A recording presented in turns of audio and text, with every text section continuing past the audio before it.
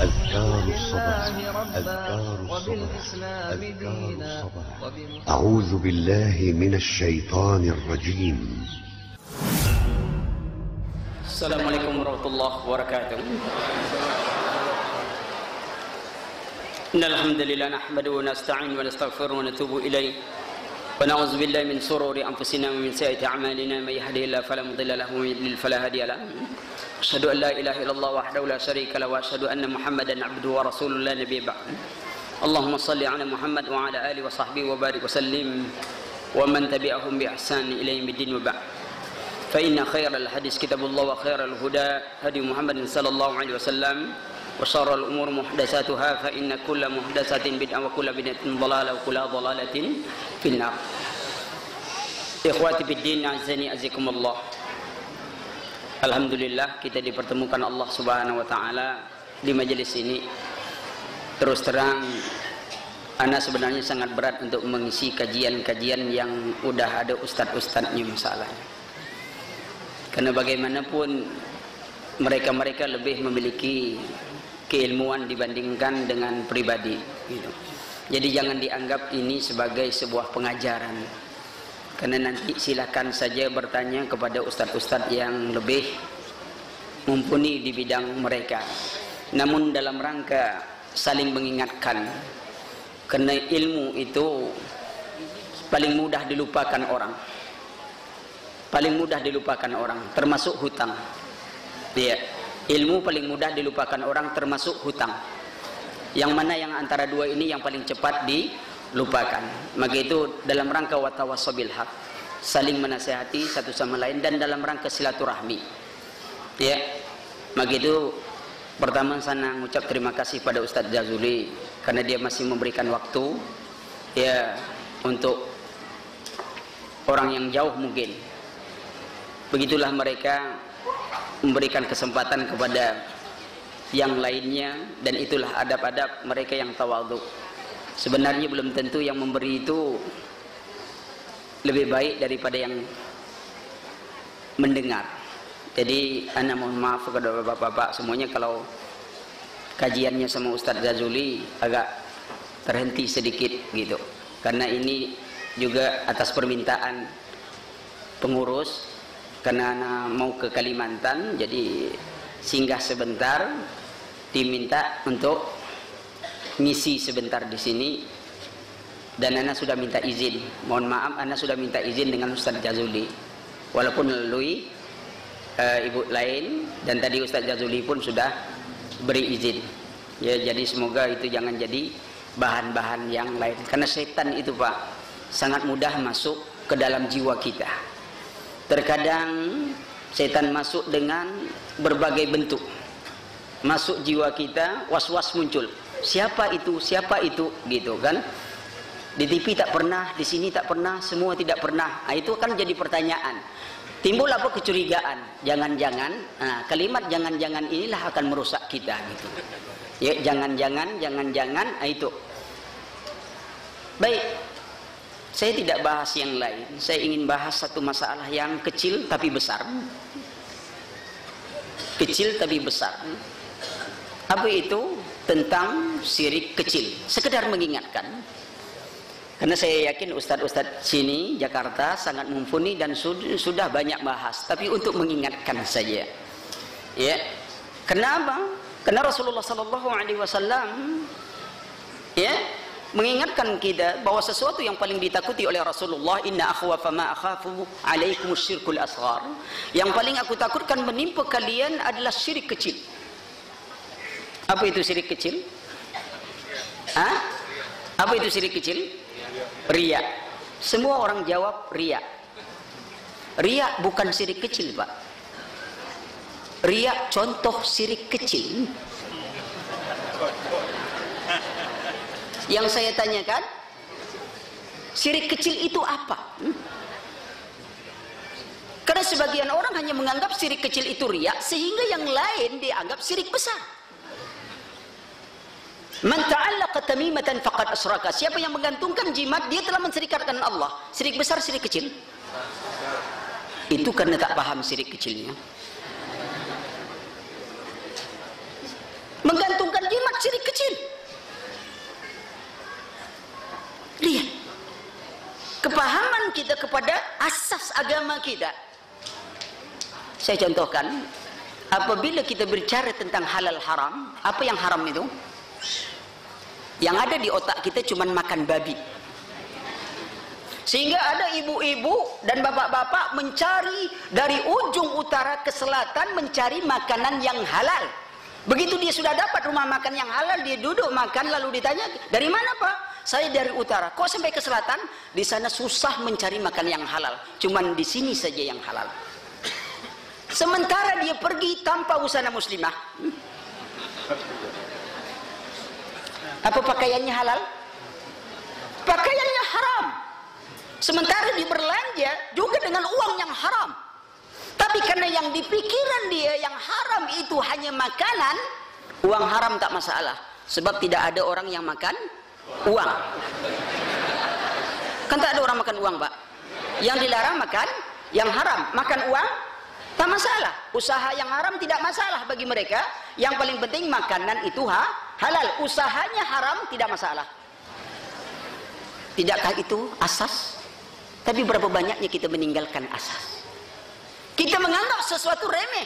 Semua kita ingin yang tinggi-tinggi, sehingga kita lupa yang asas bagi diri kita sendiri. Wallahi, syirik kecil, jangan kita salah. Memang kalau dia jatuh syirik besar, Allah Subhanahu wa taala katakan, innahu may yusyrik billah faqad haramallahu alaihi jannah wa ma'wahu nar. Siapa yang mensyirikkan Allah, Allah mengharamkan atasnya surga, tempat tinggalnya adalah neraka. Allah sebutkan, innallaha yaghfiru an yushraka bihi syai'an wa yaghfiru ma duna dzalika. La yaghfiru an yushraka bihi syai'an wa yaghfiru ma duna dzalika. Allah tidak mengampunkan dosa syirik, tapi Allah mengampunkan dosa yang lainnya. Lalu kita vonis saudara kita dengan enak saja syirik besar. Wallah, tidakkah terlalu cepat kita memberikan vonis? Maka itu kembali saya katakan, riya contoh syirik kecil, bukan definisi syirik kecil. Berapa banyaknya kita selama ini menganggap syirik kecil itu riya. Selain syirik kecil akhirnya menjadi syirik besar. Allah. Lalu apa itu definisi syirik kecil? Asas, Pak. Ya, sesuatu yang paling ditakuti oleh Rasulullah. Disebutkan oleh ulama bahwa yang disebutkan dengan syirik kecil itu ma'ata fin nusus wa huwa syirkum wa lam yasil ila haddi syirkil akbar. Yang disebut oleh nas dengan lafaz syirik, tapi dia belum mencapai batasan syirik besar. Pertanyaan berikutnya, apa batasan syirik besar? Allah, perhatikan. Apakah kita tidak memperhatikan sabda Rasulullah sallallahu alaihi wasallam, "Kam min shaimin laisa lahu min siyamihi ila al-ju' wal atas, kam min qaimin laisa lahu min qiyamihi ila sahar." Berapa banyaknya orang-orang yang berpuasa tapi tidak ada yang didapatkan dari puasanya kecuali lapar dan dahaga. Berapa banyaknya orang-orang yang bangun tengah malam tidak ada yang didapatkan bangun tengah malamnya kecuali ngantuk saja. Masalahnya adalah mereka tidak memeriksa amalannya apakah diterima atau tidak oleh Allah Subhanahu wa taala. Bagaimana dengan diri kita? Apakah kita ada memeriksa amalan kita? Syarat ibadah berapa? Apa itu syarat diterimanya? Rukun ibadah? Allah. Syarat ibadah dua, rukun ibadah tiga. Cinta, harapan, takut. Maka kita tidak boleh mengibadati Allah hanya dengan cinta. Dan kita tidak boleh mengibadati Allah hanya karena rasa takut kita saja. Tapi kita harus menyintai Allah, mengibadati Allah dengan cinta, harapan dan rasa takut. Al-Imam Ibnu Qayyim katakan bahwa cinta, harapan dan takut ini seperti seekor burung yang terbang tinggi. Kalau dia beribadah kepada Allah tanpa cintanya, hanya dengan rasa takut dan harapannya, dia seperti seekor burung tanpa kepala. Mungkinkah dia akan terbang? Tidak mungkin. Atau dia punya cintanya tapi tidak dia punya harapan dan rasa takut? Tidak sampai juga. Atau dia punya cintanya, dia punya harapannya tapi tidak ada rasa takutnya, dia juga tidak sampai kepada tujuannya. Bagaimana ibadah kita? Adakah kita berjalan beribadah kepada Allah dengan tiga ini, sehingga kita terbang dengan rukun ini sampai kita kepada tujuan ibadah kepada Allah Subhanahu wa taala? lalu kita berusaha untuk menyempurnakannya. Berapa syarat sempurnanya ibadah? Berapa? Allahu Akbar. Syarat sempurnanya ibadah ada 2, Pak. Pertama, itu syarat diterimanya amal. Bapak sudah beramal semuanya, sudah beramal sesuai syarat dan rukunnya, insya Allah diterima oleh Allah Subhanahu wa Ta'ala. Tapi sudahkah ibadah itu menuju kualitas yang tinggi? Sudahkah sholat kita itu betul kebutuhan kita atau sekedar memenuhi kewajiban? Lihat, seorang pedagang jual beli dari pagi baru tawar menawar, belum ada belian. Sampai jam 11 baru datang yang menawar. Sedang terjadi tawar menawar, terdengar suara azan. Belum ada putus beli atau tidak. Kira-kira apa jawabannya? Gembira dia mendengar panggilan azan atau dia mengeluh? Dia mengeluh. Wallah, tunggulah selesai dulu dagangan ini baru azan.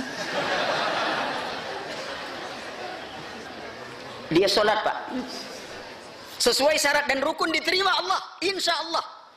Tapi cara dia menjawab panggilan itu menunjukkan kualitas amalan. Bahwa dia baru sekedar memenuhi kewajiban. Kita baru bab mana sampai? Lihat, nuntut ilmu. Sudahkah nuntut ilmu itu kebutuhan atau sekedar mencari waktu luang? Jadi kalau 1 bulan tak punya waktu luang, dia tak pernah belajar. Pernah enggak Pak melihat orang kakinya tiba-tiba terkilir, bengkak gitu? Kenapa kamu kakimu gitu? Kemarin ngaji terlalu lama duduknya sampai terkilir. Tak pernah kan? Pernah anda lihat orang tangannya bengkak gara-gara nulis, mencatat pengajian? Enggak Pak, karena olahraga. Setiap orang olahraga selalu mengkhususkan waktu olahraganya, baju olahraganya, bolanya beda, alatnya beda, pecinya beda. Sekarang ada tak Bapak mengkhususkan baju untuk taklim? Kadang-kadang ada punya motor tak punya jas hujan untuk ngaji. Kenapa tak ngajian? Hujan. Ente pergi kerja pakai apa? Motor. Motor 15 juta ente beli, jas hujan ente tidak bisa beli. Allah, dari mana cara ente hidup? Jual aja tuh sebelah motor, ban motornya, ente bisa beli jas hujan, tapi tak bisa pengajian lagi gitu. Motornya tak punya ban lagi. Kita kembali Pak. Tuh lihat.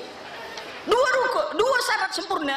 Sempurnanya penghinaan diri kepada Allah Subhanahu wa Ta'ala dan sempurnanya kecintaan kita kepada Allah Subhanahu wa Ta'ala. Tapi bab kita hari ini bukan bab kesempurnaan ibadah. Ana Suman kasihkan, mungkin belum ada yang bertanya itu, besok tanyakan aja sama ustadznya gitu. Sebab bab kita hari ini hanya bab tentang syirik kecil. Apa batasan tadi? Ma'ata fin nusus wa huwa syirkun wa lam yasil ila haddi syirkil akbar. Apa yang disebutkan oleh nas dengan lafaz syirik tapi tidak sampai kepada syirik besar. Apa batasan syirik besar, syirik kecil? I'tiqad, keyakinan. Karena umumnya syirik besar itu dia masuk di dalam i'tiqad. Umumnya syirik kecil itu di dalam amalan, perkataan dan ucapan. Walaupun syirik kecil itu nanti ada di dalam keyakinan. Tapi yang besar, Allah Subhanahu wa Ta'ala berfirman, "Wa minan nasi may yattakhidhu min dunillahi andad yuhibbunahum kaubillah." Ada golongan manusia mengambil pelindung selain Allah Subhanahu wa Ta'ala. Ittakhadhu ahbarahum, kecintaan juga, pendeta mereka macam-macam. Ada orang mencintai dunia, dari dunia kepada dunia dan untuk dunianya, i'tikadnya. Dia pergi pengajian untuk dunianya, dia berinfak untuk dunianya, semua amalannya untuk dunianya, dari dunia dan kepada dunia. Dan Allah sudah sebutkan dalam Al-Qur'anul Karim, "Man kana yuridu hayata dunya wa zinataha wa fi a'malahum fiha wa hum biha la yabkhasun." Barang siapa menginginkan kehidupan dunia dengan perhiasan yang ada di dalamnya, harta, pangkat, jabatan, kedudukan, kami berikan kepada mereka, kata Allah Subhanahu wa Ta'ala, mereka tidak kami rugikan. Tapi itu surah Hud ayat 15. Ayat 16-nya Allah Subhanahu wa Ta'ala berfirman, apa kata Allah? Ulaika alladzina laysa lahum fil akhirah illa an-nar. Orang cari dunianya untuk dunianya, tidak ada balasan bagi mereka kecuali neraka saja. I'tiqad. Bagaimana dengan diri kita? Bagaimana diri kita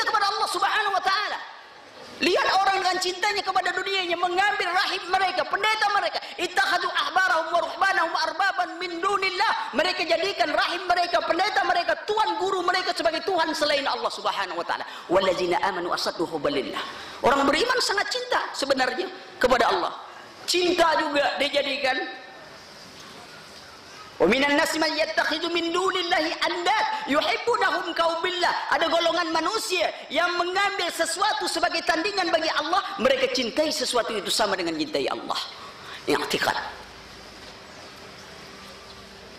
Syirik kecil disebutkan oleh nas. Maka itu untuk mengetahui syirik kecil ada beberapa kaidah. Pertama, dia disebutkan oleh nas Rasulullah sallallahu alaihi wasallam.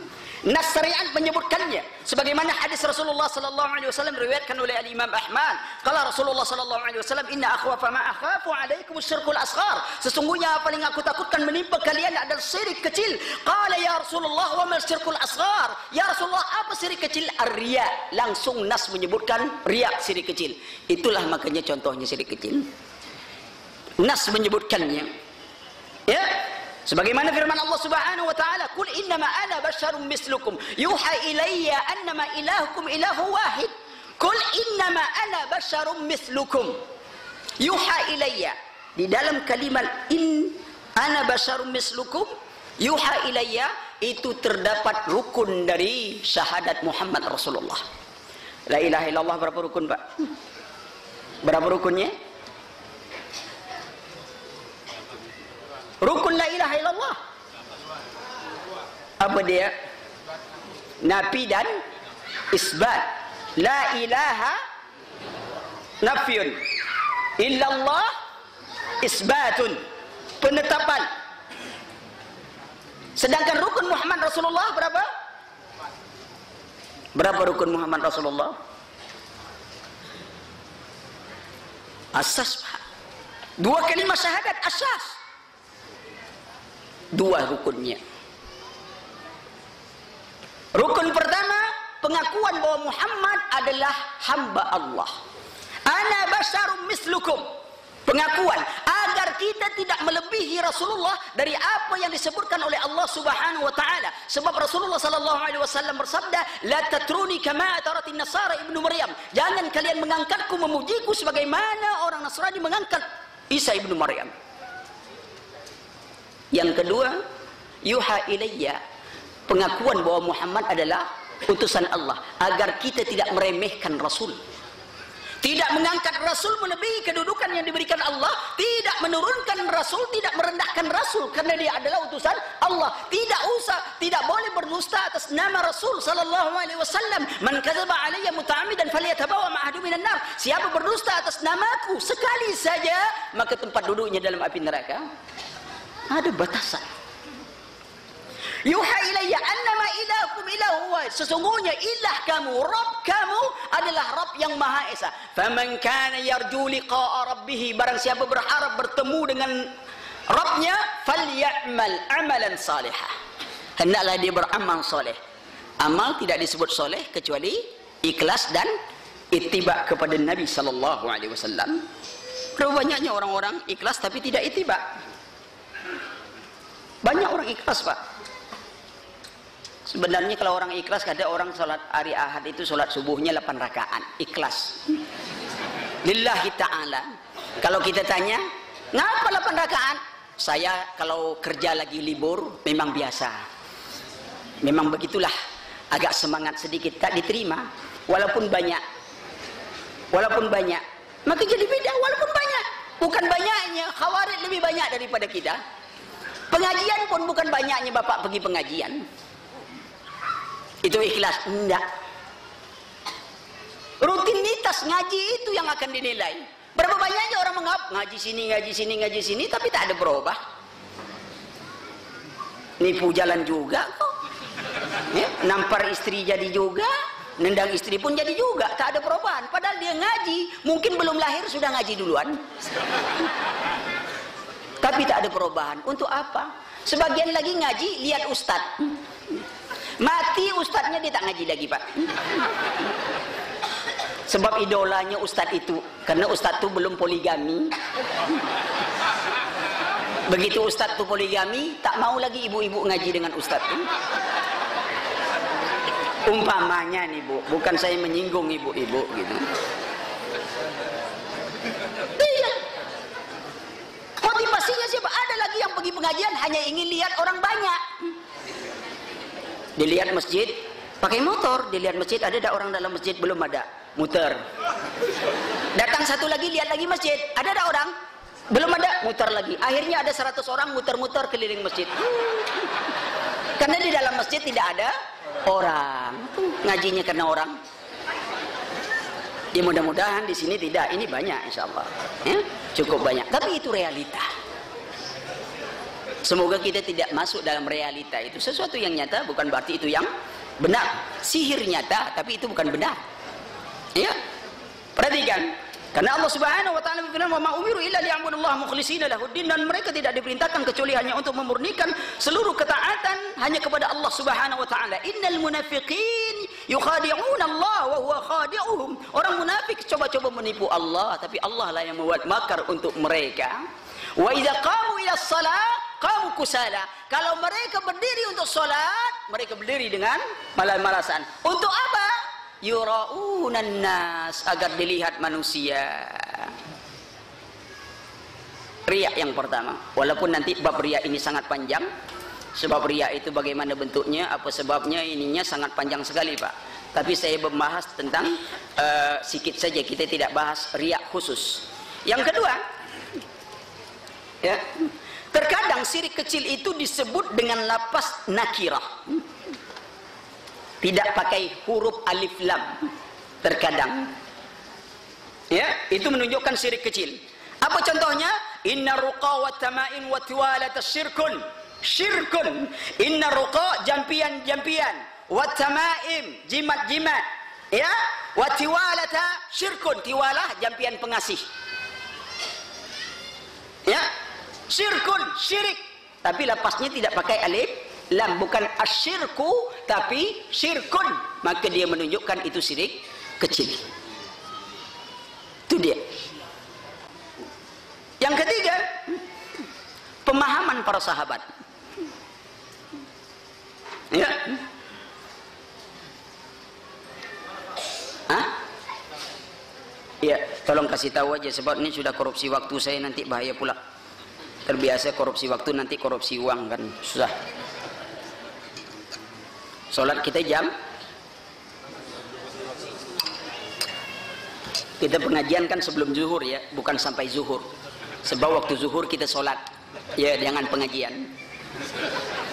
Ya, jangan pengajian sampai zuhur, tapi pengajian sebelum zuhur. Waktu zuhur kita tak ngaji Pak, kita sholat zuhur. Iya. Disebutkan oleh sahabat, pemahaman sahabat, at-tiyaratu syirkun. At-tiyarah, anggapan sial adalah syirik. Wa ma minna illa, tidaklah di antara kami, kata para sahabat, kecuali memiliki perasaan itu. Orang kita kan banyak tuh Pak. Saya pernah terima SMS, Ustaz, saya pagi tadi ditimpa cicak Ustaz. Itu tanda-tanda apa? Iya, saya bilang itu tanda kamu ditimpa cicak. Ditimpa cicak saja dia bingung pikirannya. Saya tahu maksudnya akan sial atau tidak. Kan banyak orang ngapain sial. Baru saja dia mau pergi dagang, tiba-tiba lewat. Kalau kucing tidak Pak. Tidak, dia mau pergi dagang, ada orang bawa jenazah. Bukan jenazah lewat Pak. Hati-hati tuh. Orang bawa jenazah lewat. Kalau ada jenazah lewat, itu bukan jenazah. Iya, kita ini kan selalu salah menggunakan kata-kata. Ya, ada Ustadz sial dagangan hari ini. Kenapa? Saya baru keluar mau dagang, tiba-tiba jenazah lewat. Oh, jenazah lewat itu bukan jenazah, orang hidup yang lewat. Orang bawa jenazah.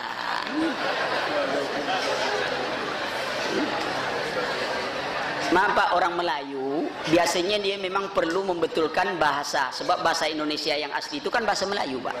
Cuman kita banyak salah ngomong. Iya, itu jenazah. Maka itu kita mudah ditipu orang. Apa tuh? Orang mati di langkah kucing hidup. Benar kan? Kucing mati tak pernah melangkah orang mati. Kucing hidup. Tapi karena kita salah paham, kita menganggap ada orang mati kalau kucing melangkah jadi hidup. Itu salah. Itu kalimat, Pak. Hah? Jadi kita jangan sepakat menggunakan kalimat-kalimat yang aneh. Seperti kita sepakat juga ini air, padahal ini air bening kan, Pak? Iya, gitu. Ini bening nih, tak ada bilang ini putih, ini bening. Namun kalau kita minta air pun bening, air keran dikasih orang. Ya, kita belajar menggunakan kata. Apa sebab? Karena Rasulullah sebutkan juga ada orang mengeluarkan kata-kata baginya ringan, tapi kata-kata itu sampai ke langit ketujuh menggetarkan. Coba lihat ada orang ngantar jenazah, sudah dikebumikan, apa komentarnya? Saudara-saudara, kita baru saja menyelesaikan penguburan makaman saudara kita, mengantarkan pada tempat peristirahatannya terakhir. Tidak itu banyak ucapan orang? Memangnya kuburan itu tempat istirahat apa? Pak, kalau itu i'tikad dia beriktikad memang kuburan tempat peristirahatan terakhir, tidak ada hari berbangkit, kufur dia. Itu kalimat itu tak. Tempat peristirahatan terakhir. Ulama kita katakan, "Lau anna idza mitna turikna lakana al-mautu ruhatan likulli hayyin." Kalau kita mati, kita tidak dibangkitkan Allah lagi, kita dibiarkan Allah Subhanahu wa taala. Lakana al-mautu ruhatan likulli hayyin. Maka kematian adalah tempat peristirahatan bagi yang hidup. Walakin idza mitna bu'isna wa tus'alu an kulli syai'in. Tapi kalau kita mati, kita dibangkitkan Allah dan kita diminta pertanggungjawaban atas segala amalan yang kita kerjakan. La tazulu qadam ibnu Adam yaumal qiyamah. Tidak bergeser telapak kaki anak Adam hari kiamat sampai dia ditanya an umrihi fima afnah. Kemana umurnya dia habiskan? An ilm fima fa'ala. Tentang ilmunya, apa yang dia gunakan dengan ilmunya? Tentang hartanya, mana dia dapatkan, kemana dia infakkan. Tentang jasmaninya, untuk apa dibuat? Semua kita dipinta pertanggungjawaban, Pak. Tapi sayang, kita ini selalu salah dalam persiapan. Kalau bapak-bapak kerja, ibu-ibu kerja pagi sampai sore, untuk apa kerja itu? Untuk anak atau untuk diri kita? Untuk anak, keluarga dari kita. Katalah untuk anak, masa depan anak. Yakin tak bapak kalau masa depan anak itu baik? Yakin atau tidak? Tidak kan? Ya tapi namanya juga usaha, Ustaz. Alhamdulillah, bapak yang bertanggung jawab. Taruhlah anak bapak jadi sarjana, yakin tak bapak dia dapat kerja? Belum juga, Ustaz. Namanya juga usaha. Bagus orang tua bertanggung jawab. Taruhlah anak itu sudah dapat kerja, yakin tak bapak dia dapat gaji yang baik? Namanya juga usaha. Belum tentu, namanya juga usaha. Oke, dia dapat usaha yang baik, gaji yang baik, semua yang baik. Yakin tak bapak akan menikmati itu? Yakin atau tidak? Belum tentu juga, Ustaz. Namanya juga Allah. Benar-benar orang tua yang sangat bertanggung jawab. Sesuatu yang diragukan selalu diusahakannya. Mati yakin tak, Pak? Sudah ada usaha persiapan untuk mati? Allah. Kita ini orang pintar, orang bodoh? Sesuatu yang kita yakini tak pernah kita persiapkan, sesuatu yang tidak kita yakini kita persiapkan, pagi, sore, malam, di mana tempat kita persiapkan. Ternyata kita ini orang bodoh sebenarnya. Malangnya kita tidak pernah sadar bahwa kita bodoh. Kita merasa orang yang berpikir, padahal kata Rasulullah, orang yang cerdas, orang yang berpikir tentang kuburan dan apa yang ada di balik kuburan. Lalu bagaimana keadaan kita? Allah, terlalu jauh kadang-kadang, ya. Tapi tidak ada kata terlambat di antara kita kan. Sebagaimana nasihat Imam Fudayl bin Iyad. Apa kata Imam Fudayl bin Iyad ketika dia bertanya pada orang, saudara umurmu berapa tahun? Orang itu bilang 60. Kalau begitu anda sudah berjalan menuju kehadirat Allah selama 60 tahun. Orang itu terkaget, belum pernah terbayang kan. Langsung ngomong, innalillahi wa inna ilaihi raji'un. Ya emak, berjalan menuju Allah. Dia tahu maknanya mesti mati ini. Dia ucap gitu, Imam Fudayl bilang, tahu enggak anda apa makna ucapan? Karena kita ini banyak mengucapkan tapi tidak tahu tuntunan dari ucapan. Coba Bapak lihat, banyak orang mengucapkan salam, bersamaan dengan itu sendal kita pun disalamin juga. Assalamualaikum ya akhi. Waalaikumsalam. Hilang sendal kita, baru aja dibawa salam tadi. Baru assalamualaikum ya akhi. Waalaikumsalam, baru saja lewat. Kamu tahu tak itu pembohong, penipu ini? Dia bukankah muslimun man salima muslimun min lisani wa yadi? Tapi kita ucap salam, kita tak tahu tuntutan salam. Seharusnya assalamualaikum ya akhi, semoga saudaraku, semoga engkau selamat dari lisanku. Lalu kita jawab, semoga engkau juga selamat dari lisanku dan tanganku. Tapi ternyata baru lewat, kita pun cerita, tahu tak siapa tuh? Penipu tuh, waduh. Tapi kalau orang salap, benar, akidah salap, kelakuannya tukang sulap, gitu. Allah. Banyak kan Pak? Akidahnya salap, perangainya silap, kelakuan tukang sulap. Sah semuanya. Perhatikan keadaan. Kemudian pembagian sirik kecil. Saya nengok jam terus Pak masalahnya kan. Sebab takut saya bosan kan masalahnya kan. Ini tadi ngaji, udah dulu ditambah ngaji lagi. Ya moga-moga tidak bosan lah. Sebab setan itu memberi kita kadang penuh semangat, kadang-kadang dia turunkan semangat kita. Itu yang sering terjadi. Kita harus berlindung dari setan, dari hal-hal yang seperti itu, ya. Kemudian syirik kecil itu dua, zahir dan batin, ya.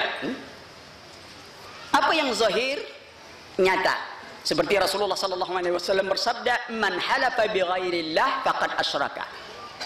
Siapa yang bersumpah dengan selain nama Allah, dia telah menserikatkan Allah Subhanahu wa taala. Ini hadis diriwayatkan oleh Al-Imam Tirmizi, juga diriwayatkan oleh Al-Imam Hakim. Ya, juga riwayat Imam Ahmad. Siapa yang bersumpah dengan selain nama Allah, tentu dia menserikatkan Allah Subhanahu wa taala. Berapa banyaknya orang bersumpah dengan selain nama Allah?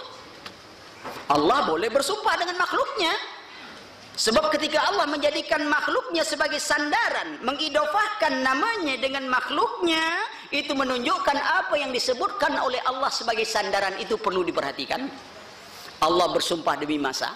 Wal asri innal insana fi us. Demi masa kata Allah.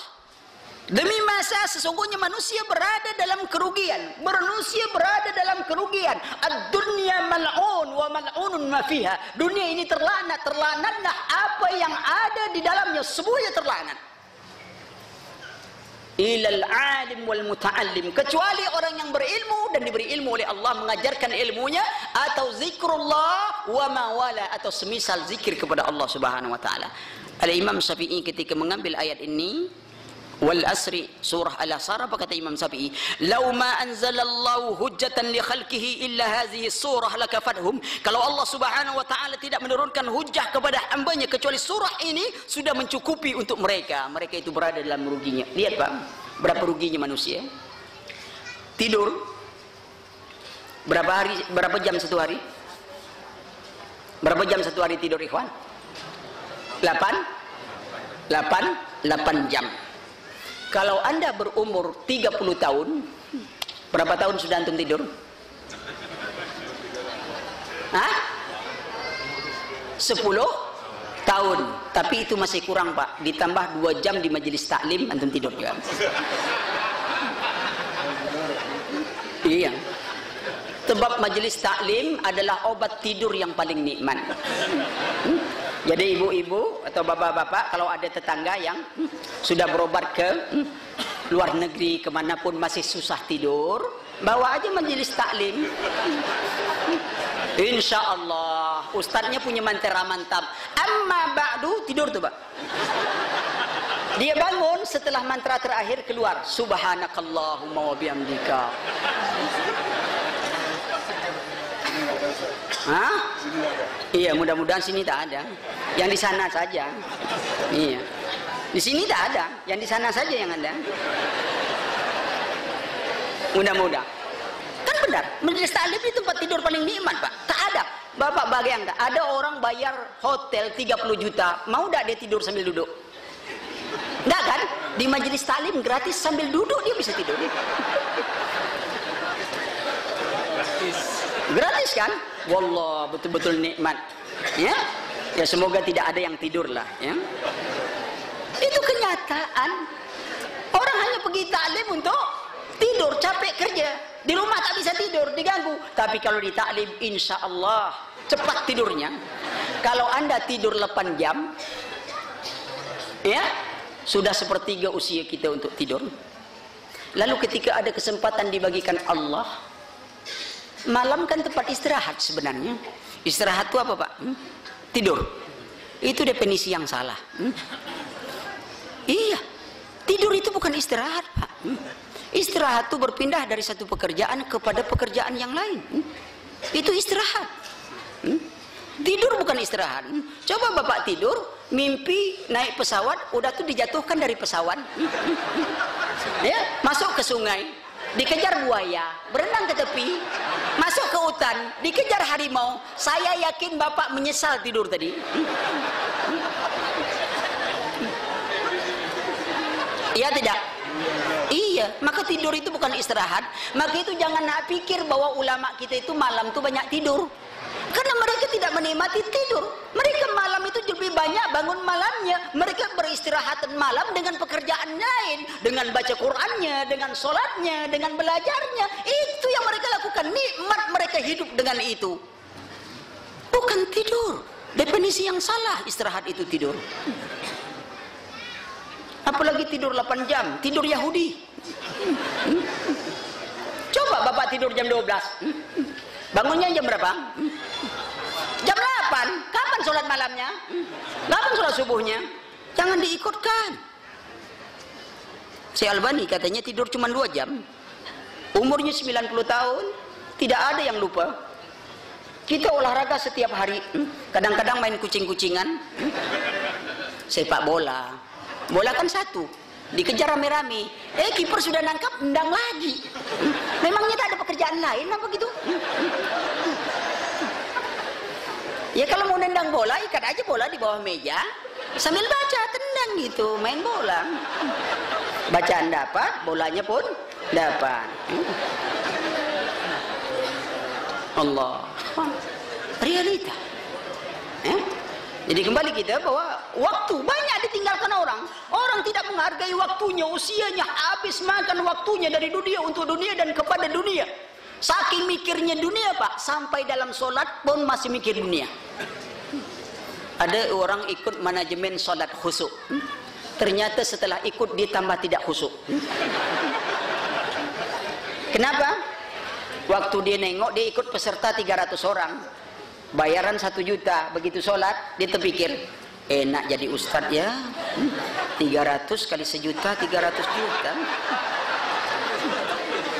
Sabar, jangan-jangan ustadznya tak khusyuk juga.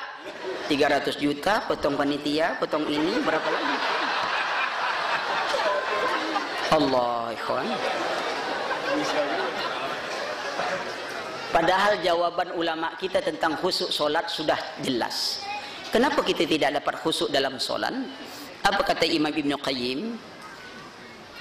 Orang yang punya penyakit dalam hati itu seperti memegang sepotong daging atau makanan anjing.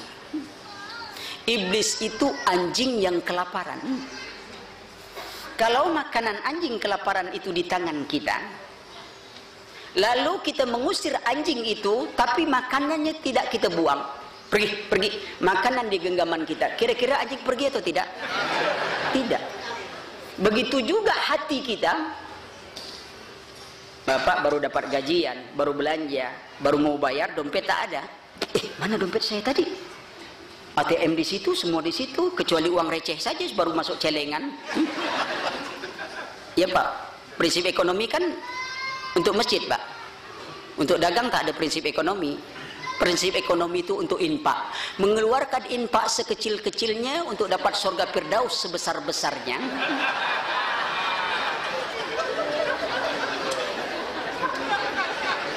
Tak begitu, Pak? Iya kan? Sehingga panitia nengok kotak infak berkilau matanya. Kenapa? Semuanya bercahaya. Uang 500 rupiah. Allah. Ya. Saya tak menyinggung tukang impak di sini ya. Ada juga kadang-kadang tidak mesti duit kecil, cuman agak marah sedikit. Gambar Patimura yang bawa parang meningkat sedikit Pak, tapi panitia ketakutan. Ada apa? Padang semua kata dia. Allah.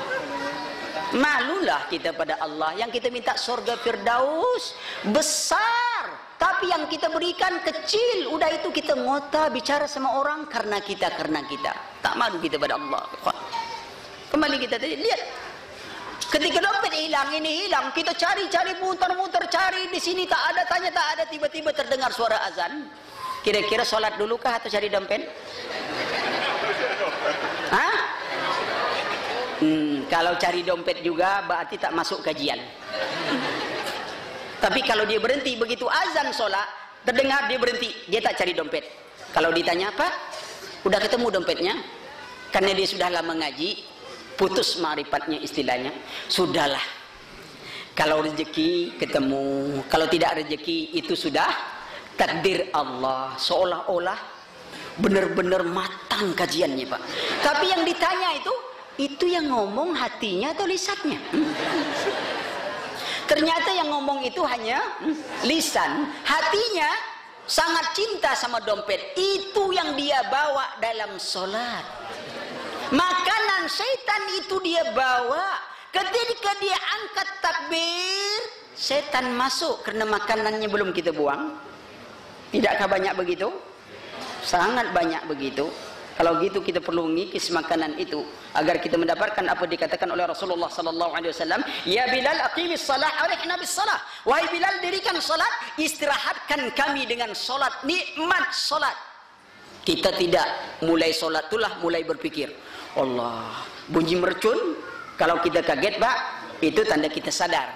Ada orang kan bilang yang khusyuk itu seperti kena anak panah, dicabut, tidak terasa. Tak ada orang bisa khusyuk itu Pak. Dan itu bukan khusyuk.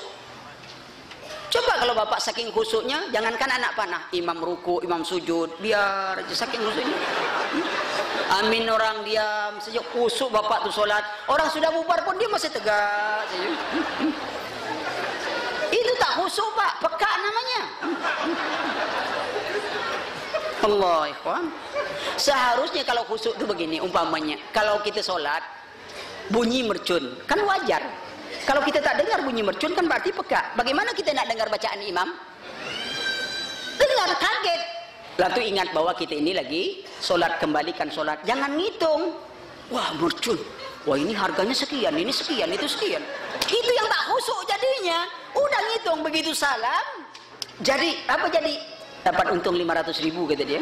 Rupanya dia sedang ngitung untung jual mercon. Allah. Itu dia. Itu sebab kita bawa dunia kita dalam ibadah, dan itu perlu tazkiyatun nufus agar kita memperolehkan. Kita tidak dapat khusyuk karena kita memang masih membawa dunia kita dalam sholat kita. Bah, kalau kita menghadap gubernur, kita ini toke pupuk kandang. Tentu kebicaranya tentang semua kotoran. Sudah menghadap, tiba-tiba HP kita berbunyi. Kita tahu ini teman kalau berbicara, ya, kita tak bisa. HP kita sedang rusak, harus pakai speaker suara. Mungkin tak kita angkat? Tak mungkin. Ini gubernur. Sebab kawan ini bicara, ya ki, ada kotoran ayam di situ, ada kotoran kambing di situ. Tak mungkin di depan gubernur kita berbicara seperti itu. Kita matikan. Karena gubernur tidak perlu pembicaraan itu. Dunia ini tidak berharga selembar sayap nyamuk di hadapan Allah Subhanahu wa taala, tapi dunia itu kita bawa ketika kita menghadap Allah Subhanahu wa taala. Tidak malu kita pada Allah. Amalan kita kecil, mintaan kita banyak. Sudah itu kita sombong-sombong kemana-mana bahwa sayalah. Lihat ikhwan. Maka perhatikan, kita kembali kepada masalah kesirikan tadi. Banyak bentuk-bentuk kesirikan disebutkan, ya. Jadi itu contoh sirik kecil, ya, ini dalam bentuk lafaz. Adapun sirik besar, sirik kecil dalam bentuk i'tikad, riya, sum'ah dan sebagainya. Sekarang mari kita masuk kepada contoh sirik kecil. Mungkin waktu kita 15 menit lagi. Sholat jam berapa Pak? 12 lewat 7. Mungkin ya sampai Iya. Mudah-mudahan jangan sampai jam 12 lah. Sedikit saja cukup Pak, ya. Nanti kan banyak ustadz yang lain lagi, bapak-bapak bisa ngaji gitu ini tuh. Ya. Ini anggap saja hiburan datanglah. Jadi stres-stres gitu, agak-agak stres sedikit, serius-serius. Coba kita agak tenang-tenang. Jadi jangan dianggap ngaji itu serius juga selamanya. Kecuali kalau kita bahas masalah kematian, jangan ketawa-ketawa. Ya. Sampai bicara kematian pun ketawa-ketawa, ini agak rusak sedikit orangnya. Ini bicara tentang maut, ya ketawa-ketawa, ya. Nah, contoh yang pertama, seperti yang tadi saya ucapkan, bahwa contoh yang pertama tadi adalah riya. Ya, riya, ya ini beramal, ingin diperlihatkan orang. Yang kedua, ringkasnya, sum'ah. Sum'ah, apa perbedaan riya dengan sum'ah? Sum'ah itu beramal yang ingin diperdengarkan pada orang. Kalau ada orang azan, bagus suaranya, itu riya atau sum'ah? Orang azan, suaranya bagus sekali, sengaja dibuat, riya atau sum'ah? Hah? Riya atau sum'ah itu Bu? Sum'ah, itu tandanya kita belum memahami antara riya dan sum'ah. Yang sum'ah itu amalan yang tersembunyi kita ceritakan pada orang. Itu sum'ah namanya Bang. Yang riya itu amaran ingin didengarkan orang atau diperlihatkan orang. Azan kuat-kuat itu riya. Sebab dia azan kan dilihat orang. Emangnya ada orang azan tak dilihat orang? Cuma dengar suaranya aja. Mana orang azan di masjidnya kok ada suaranya gitu kan? Ternyata jin yang ikut azan. Lihat. Yang sum'ah. Apa kata Rasulullah sallallahu alaihi wasallam? Man sama Allah yaumal qiyamah, man rara Allah yaumal qiyamah. Barang siapa sum'ah, maka Allah sum'ah padanya pada hari kiamat. Barang siapa riya, maka Allah akan riya padanya hari kiamat. Apa maksud sum'ah dan riyanya Allah? Orang sum'ah dan riya intinya adalah menyembunyikan keburukan, menampakkan kebaikan. Kalau orang melakukan sum'ah dan riya, maka Allah sum'ah dan riya, Allah akan bongkarkan keburukannya di hadapan orang di hari kiamat kelak.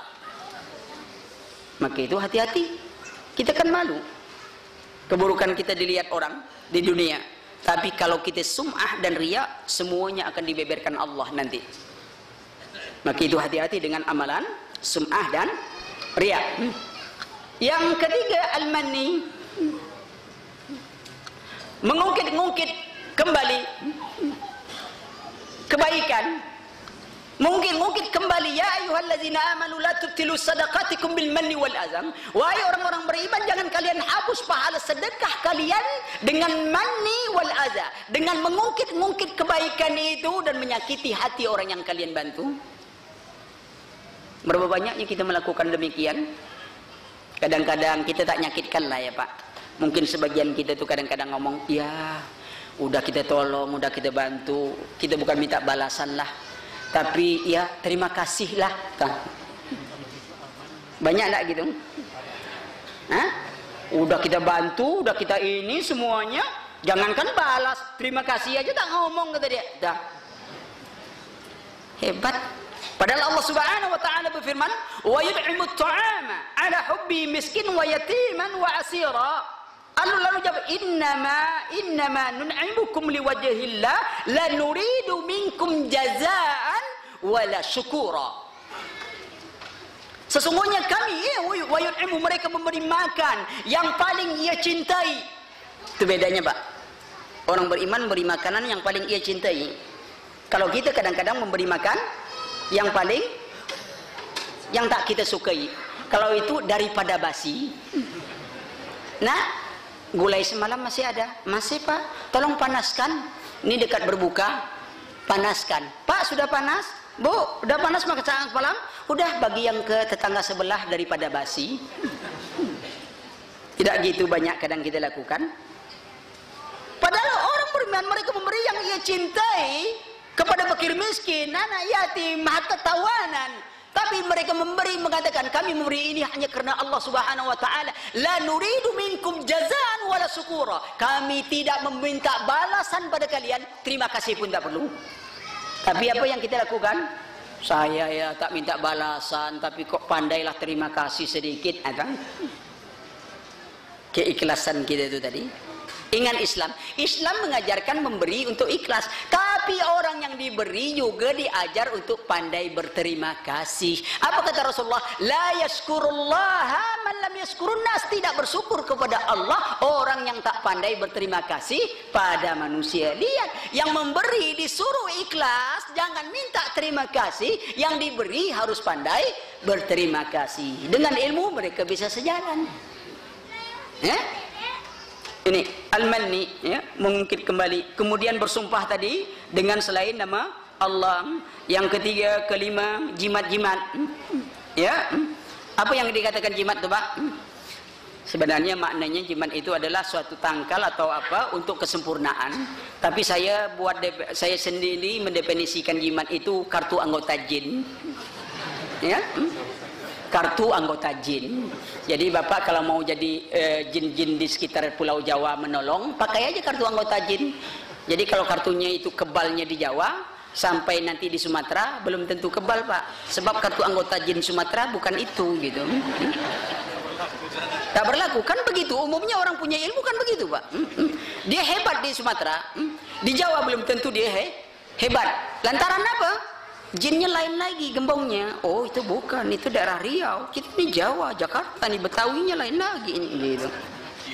Kecuali kalau kartu anggota jin itu adalah kartu anggota jin Ifrit, ya. Iya, itu di mana-mana berlaku, ya. Ketika Jodbus mau datang, berapa banyaknya dukun-dukun yang mau menyantetnya ini? Tak bisa. Yang datang nih jin Ifrit. Jadi tak bisa mau disantet. Gembongnya datang. Jin yang lain, bos mau diganggu, bahaya kita, kata dia. Kan gitu. Jadi tak mempan gitu. Iya. Jadi jangan pakai. Ini jimat-jimat banyak orang mau kebal pakai jimat kebal. Jimat yang kebal, Pak. Orang itu tak kebal. Ya. Kalau nuntut kebal, nuntut aja ilmu Donald Bebek. Udah gepeng, lewat mobil, balik lagi gitu. Kan aman tuh. Udah bolong badannya, ambil lagi, masang lagi. Enak, bagus. Tapi dia juga bisa mati. Matikan listrik, mati dia.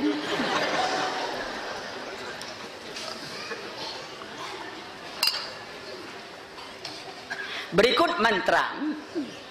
Ya. Mantra. Inna ruqa wa tama'in wa tiwalata syirkun. Mantra ini, jampi-jampi ini pun kadang-kadang dibagi lagi, Pak. Kita kan sering kenal orang sihir putih, sihir hitam. Sihir hitam itu biasanya yang mana tuh? Amalan-amalan sihir yang tidak pakai apa? Yang tidak pakai ayat Quran.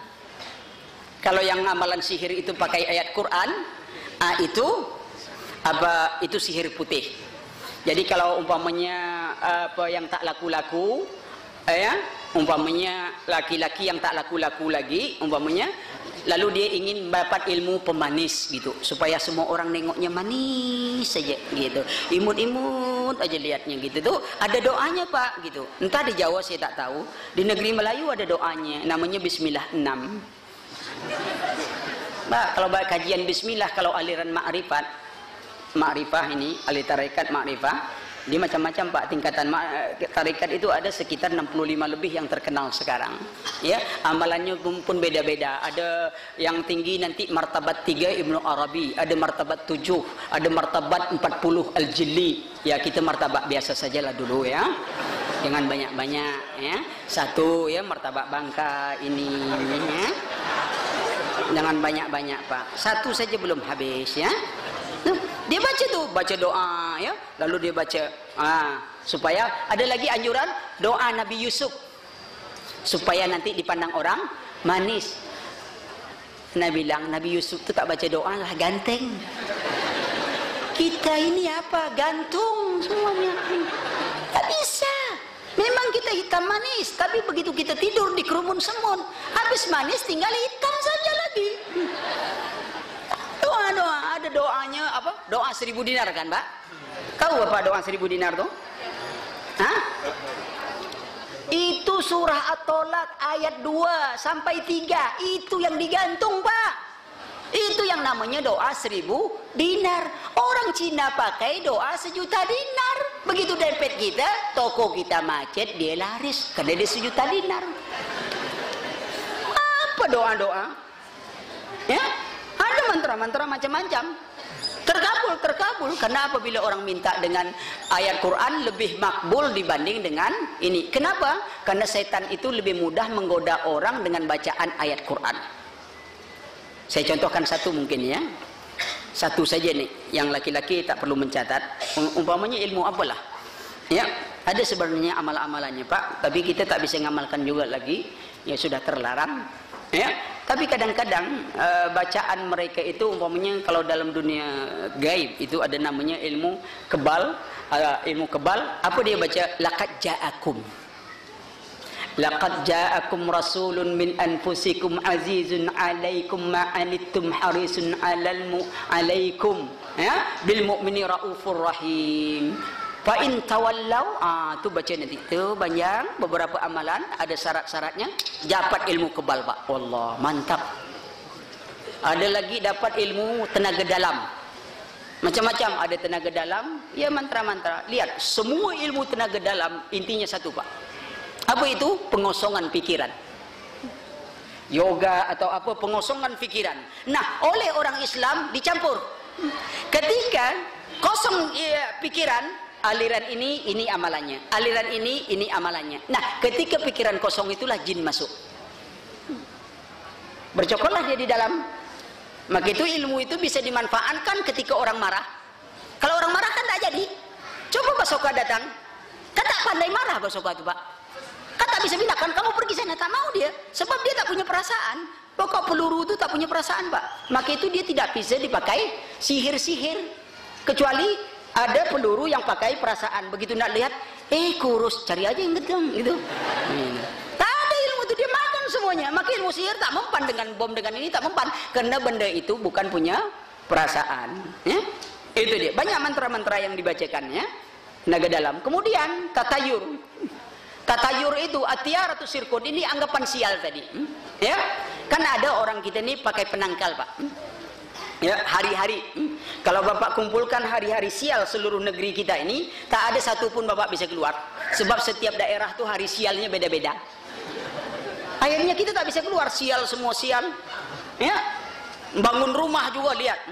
Rumah kalau kayak gini nih Pak, pintu depan, pintu belakang, umpamanya pintu depan, pintu belakang sejajar.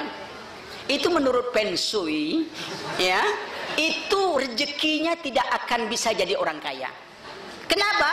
Sebab uang itu bisa keluar masuk dengan bebas. Jadi kalau Bapak buat rumah, pintu depannya di sini, pintu apanya itu di atas itu. Jadi uang itu masuk, dia mutar-mutar aja di dalam, tak pernah keluar-keluar. Itu menurut Feng Shui. Tapi kalau ingin rumah yang punya aura magis yang bagus, itu di kuburan Pak. Insya Allah itu maling-maling tak mau. Apalagi Bapak buat rumah dalam kubur lagi, maling tak mau masuk insya Allah. Bisa masuk. Iya, tak mau masuk. Lihat, itu menurut Feng Shui. Ini namanya itu anggapan sial. Yang berikutnya apa? Tanjim, perbintangan. Ini biasanya. Saya tidak tahu apakah ibu-ibu masih begitu atau bapak-bapak masih suka juga nengok ramalan bintang. Tidak beli koran, cuman mau lihat ramalan bintang. Asmara, hangat-hangat tai ayam umpamanya. Ya. Ya, ini menurut bintang Pak, menurut bintang. Rezeki Senin Kemis, hari Senin dapat, hari Kemis habis. Gitu. Allah, ramalan bintang. Cari jodoh pun ketik rek spasi. Nanti akan kami pilihkan jodoh Anda. Jadi kalau wanitanya itu bintangnya Leo, laki-laki itu bintangnya Taurus, tidak boleh menikah. Sebab nanti ikatan suami takut istri. Sebab kambing dia takut sama singa. Leo lambangnya singa, tidak berjodohan. Allah, benar-benar susah Pak cari jodoh. Ya, nengok bintang. Padahal bintang banyak, ada bintang berbintang, semuanya bintang. Kenapa mereka sibuk nak meramal? Ada lagi ramalan itu menurut apa? Menurut kelahiran, menurut hari pasar, kan banyak tuh. Ada Aries, ada Taurus, ya, Gemini, Cancer, ya. Leo, Virgo, Libra, Scorpion, ya, Sagittarius, Capricorn, Aquarius, Pisces, semuanya lama nama dewa Yahudi, dewa Yunani. Itu yang dipakai anak-anak. Sudah tuh ada lagi menuntut apa? Sifat dan tanggal lahir. Orang yang lahir tanggal 1, angka 1 ini merupakan permulaan awal. Mereka lahir tanggal 1 ini memiliki bakat menjadi pemimpin dan pelopor nomor 1, gitu kan? Yakin juga tuh. Sebenarnya orang yakin dengan ramalan ini lebih bodoh daripada orang yakin kepada tuh si buta yang melempar di kerumunan orang banyak. Ada batu, tiba-tiba di stadion itu orang si buta ini melempar batu. Ada orang kena. Siapa melempar batu ini? Kata temannya, itu si buta sebelah stadion. Hebat sekali dia ya. Sebanyak-banyak ini bisa kena saya, kata dia. Nah, kira-kira mana yang lebih bodoh, orang percaya ramalan bintang daripada ini? Coba, manusia itu kadang akalnya tak jalan. Dia berpikir, tapi dia tak berakal. Apa beda orang berakal dengan berpikir? Apa? Mungkin banyak aja istilah saya ini agak baru-baru mungkin ya. Sebenarnya baru dipikirkan sebenarnya, Pak. Bukan baru, lama. Coba, apa beda orang berpikir dengan berakal? Anak kecil berakal atau berpikir? Anak kecil berakal atau tidak? Berpikir. Tapi anak kecil disebut tidak berakal. Oke. Orang gila berakal atau berpikir? Pak, orang gila berakal atau berpikir?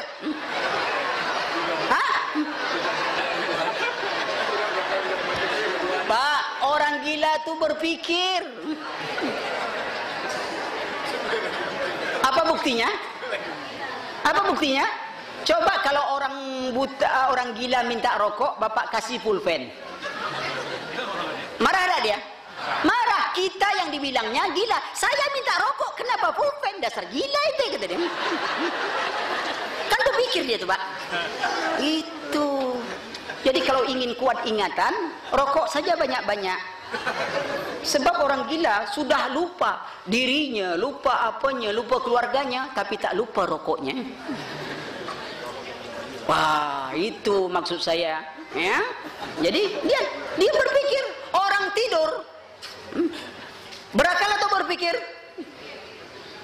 Tak ada orang tidur berpikir, Bu. Berakal pun tidak. Jadi apa itu akal? Orang yang berpikir adalah orang yang ingin memahami apa yang ada dirinya dan apa yang ada di luar dirinya. Dia berpikir tuh. Maka itu kalau kita katakan pada teman, Aki, yuk pikirin ini. Emangnya gue pikirin, kata dia. Kan tak mau dipikir ikut, ha? Itu berpikir tuh. Orang yang berakal yang menggunakan pikirannya untuk taat kepada Allah. Maka ahli sains itu ahli fikir tapi tidak berakal. Allah Subhanahu wa taala berfirman, "Lau kunna nasma'u au na'qilu ma kunna fi ashabis sa'ir." Kalau kami dengar lalu kami na'qilu, kami taati apa yang kami dengar, kami tak masuk neraka sa'ir. Dia dengar suara azan, dia berpikir, suara apa itu? Kata sapi bertanya pada tuannya. Kata tuannya, itu suara azan, panggilan untuk orang beriman, bukan untuk sapi. Sapi terdiam, berdebat dengan tuannya. Begitu lama terdengar lagi kaman. Bos, itu suara apa? Itu sama panggilan lanjutan untuk orang beriman, bukan untuk sapi. Kalah lagi sapi. Sampai sore pulang berdua, sapi bercerita pada tuannya, bos, hari ini kita sama. Sama apa? Sama-sama tak menjawab panggilan tadi. Iya, itu dia. Dia dengar. Tapi kalau dia taati, tidak masuk neraka sa'ir. Maka orang yang berakal itu diberikan Allah akal sebagai alat menerima syariat, bukan ngotak-ngatik syariat. Allah berikan berpikir, kemudian diberikan akal. Anak kecil, kenapa kita sebut dia tidak berakal? Karena alat untuk menerima syariat belum berfungsi. Sudah baligh baru berfungsi. Orang gila, kenapa dia tidak dikenakan beban syariat? Karena alat untuk menerima syariat rusak. Kalau mau melanggar syariat tapi tidak kena dosa, rusak alat itu. Jadi orang gila. Ya, orang tidur, kalau dia melanggar syariat, mimpi apa semuanya ini, kena beban atau tidak? Tidak. Kenapa? Alat menerima syariat sedang istirahat. Bahasanya kecil aja sebenarnya, Pak. Walaupun dalam Islam tak ada yang kecil, tapi itu konsep. Sekarang tinggal bapak-bapak dan ibu-ibu mau jadi orang berakal kah atau jadi orang berpikir? Kalau jadi orang berakal, maka gunakan akal itu untuk mentaati syariat Allah Subhanahu wa taala. Karena otak ini, pikiran kita, akal kita secara umum, kata Syekh Islam Ibnu Taimiyah, orang yang hidup dengan pikirannya bisa menjalani dunia, tapi mereka seperti orang buta yang berjalan tanpa penuntun. Syariat menuntunnya.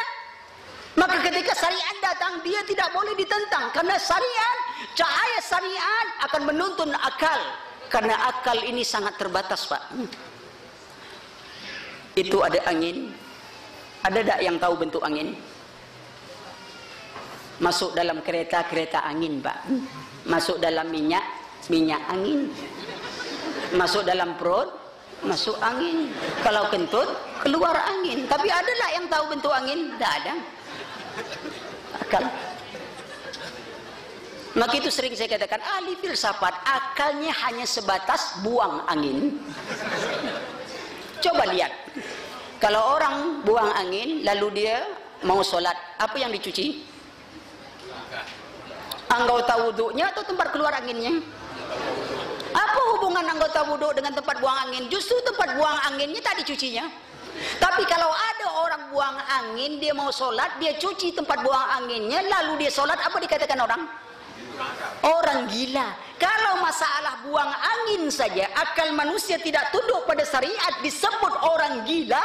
Lalu bagaimana seluruh masalah dunia yang demikian besar, dia pakai dengan akalnya, berarti dia lebih gila daripada orang gila. Tinggal bapak-bapak pilih saja, mau jadi orang gila atau mau jadi orang yang wajar. Sebab syariat sudah ada. Kalaupun dia bangga dengan akalnya, sebenarnya gurunya sudah ada juga. Siapa? Iblis. Rasionalis itu kan gurunya iblis.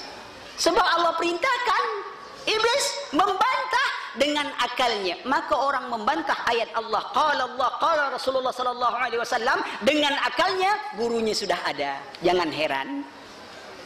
Tinggal bapak-bapak saja dan ibu-ibu pilih, mau berguru kepada Rasulullah sunnah Nabi sallallahu alaihi wasallam atau mau berguru kepada setan. Pilih saja. Saya rasa waktu lewat pula 10 tuh. Ya, kalau ada pertanyaan simpan saja, tanya sama ustadz-ustadz yang di sini, karena itu lebih berhak untuk jawab. Ya, saya rasa mohon maaf, ini kesempatan kita bertemu. Mudah-mudahan Allah berikan. Subhanakallahumma wa bihamdika asyhadu an la ilaha illa anta astaghfiruka wa atubu ilaik. Wassalamualaikum warahmatullahi wabarakatuh.